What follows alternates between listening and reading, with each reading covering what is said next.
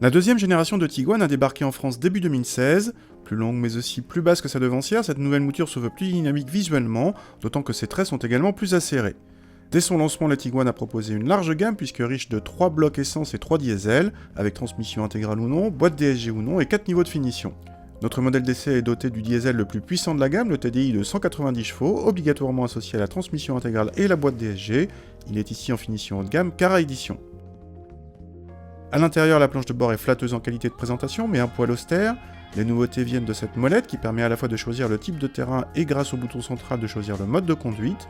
Le combiné façon Virtual Cockpit est lui aussi nouveau, mais réservé à cette finition haut de gamme. A l'arrière, on retrouve la banquette coulissante et fractionnable de la génération précédente. L'habitabilité est excellente, banquette reculée à fond. Même dans ce cas, le coffre propose un volume généreux avec plus de 500 décimètres cubes mesurés par nos soins. Contact et le diesel se montrent plutôt discrets, quoique légèrement grondants. Les interventions du stop and start sont parfois un peu lentes.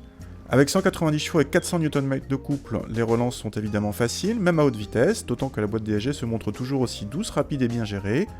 Côté châssis, notre modèle d'essai avec roue de 18 pouces et suspension pilotée s'est montré particulièrement confortable en mode confort.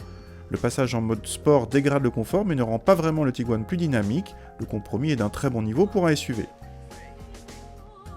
Mais si le Tiguan réalise jusqu'ici un quasi sans faute, c'est sans compter la partie budget. D'une part, notre modèle d'essai est annoncé à 149 grammes par kilomètre de CO2, correspondant à 900 € de malus, alors qu'un BMW X1 de Lead D de 190 chevaux avec lui aussi 4 roues motrices et boîte automatique échappe au malus écologique. D'autre part, notre Tiguan dépasse les 47 000 € hors option, c'est très cher.